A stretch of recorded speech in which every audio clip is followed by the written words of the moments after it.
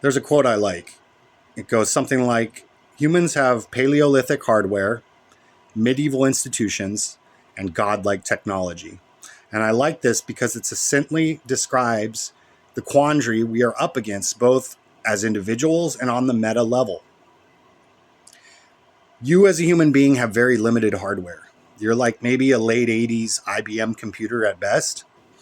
And that hardware was designed and evolved for tens of thousands of years in an environment of relatively small numbers of people. I mean, look, think Dunbar, think communities of about 150, traveling communities. This is best information that we know. I mean, please correct me if I'm wrong on this. It's relatively recent in human history that we began to come together on the civilizational scale that we now see as kind of normal. And that really accelerated with the technologies that came about in the late 17th century, i.e., the Industrial Revolution. We start to get steam and trains and all that stuff, but I digress. The point I am making is that fundamentally, the hardware that is you, the human being, the human body, is woefully outmatched for the novel environment that we have created as a result of the technology that we have. You can see this everywhere once you start to see it. Pornography is a poor substitute for our sexual drives. Video games, dopamine slot machines like social media are poor substitutes for the social connection that we crave. Fundamentally, we are wired to seek out certain things, okay? Food in the environment, reproduction in the environment, a sense of purpose in the environment. And not only are these instincts not being met in the modern world by and large, but we're presented with a myriad of poor substitutes. In Buddhism, there's this concept of something called hungry ghosts. They eat and they eat and they eat, but they're never full. This is what I see with those poor substitutes that we are offered, okay? You're wired to like novelty and bright colors because in an ancestral or more natural environment, following those cues would have led you to things like breeding opportunities, like new places to hunt, like new places to drink. Novelty is rewarded biologically because it was very scarce in our old environment. But we can hack ourselves now. I could give you a screen like the one I'm speaking to you on right now, and you can see unlimited novelty all day long. And we are driven to pursue more and more novelty. In our ancestral environment, there was always a limit to it. So the instinct goes, seek it for as long as you can, okay? Because until we had these screens, there was always a limit on the amount of novelty you could get. Well, not anymore. Unlimited novelty, okay? But what happens when you engage in unlimited novelty? I don't think I'm going out on a limb by saying if you sit on your phone scrolling for, let's just say 2, 3, 4 hours in a day, do you feel good afterwards? Or do you feel rotten and gross? I'm positive that that feeling comes about as a result of the fact that you are acting on incentives, okay, to seek novelty in this case, that are not then being fulfilled with the rewards that they would have been in the ancestral environment.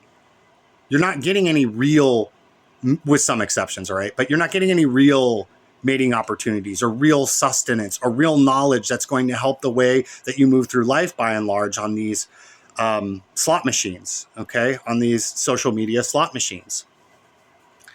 So what is the point that I'm making? The world sucks. Yeah, okay, great. No, the point that I'm making is that it is incumbent upon us in the modern world, both on the individual and on the meta scale, to take the yoke of freedom. Do you want to be free?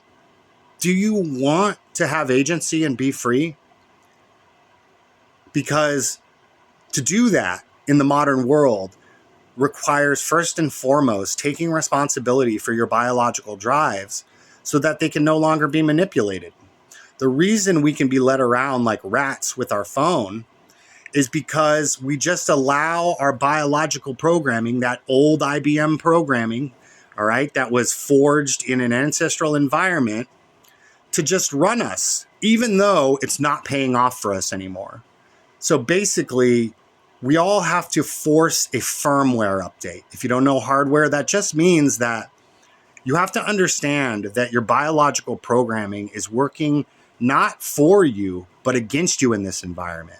And that's only compounded by the fact that governments and corporations and technology companies are not just not giving your biology what it needs, but actively exploiting this hack where they understand that you're biologically driven to go do these things over and over and over again. Eat the sweet, salty food, eat the sugar, okay?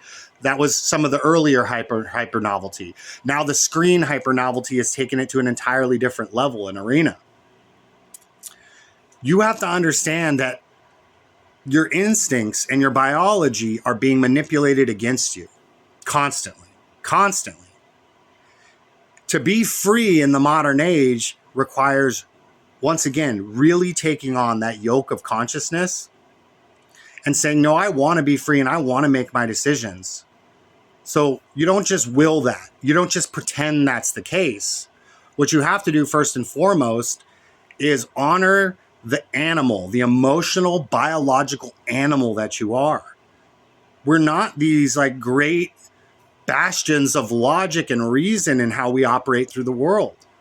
Most things can be reduced to wanting attention, wanting food, wanting novelty, all right? And these instincts were great in our old environment, but we have gone and changed the environment, mutated it so much that these instincts are now a liability. Now, how do you cut off your human instincts without hating what it is to be human? I'm still working on that one. All right. But it's not really about cutting off the instincts. It's about redirecting them and making sure that they are sated in a meaningful way, in the way in which they were designed to be, which is why they exist in the first place. Let's do a simple example. Pornography, okay? It's a poor substitute. Your brain, it tricks the monkey part of your brain into thinking you're having a sexual encounter. You're absolutely not. All right? What's the answer there? Well, minimize or stop pornography and engage with the opposite sex. All right?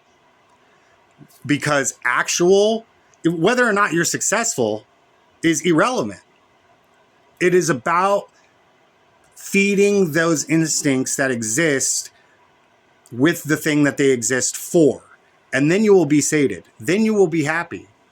Maybe happy is too strong of a word, but you won't be, it's like a short circuit every time you look at pornography to fill a need for connection with another human being and for sexual energy or whatever, this natural thing that exists in you.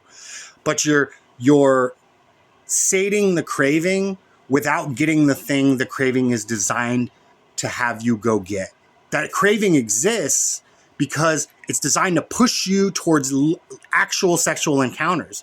And when you short circuit it by not having actual sexual encounters, then the craving is like, what the heck? Like, we're sending him the craving, he's acting on the craving, but we're not getting the thing in return that we're supposed to be getting, which is why we have this craving programmed into him in the first place, if that makes sense.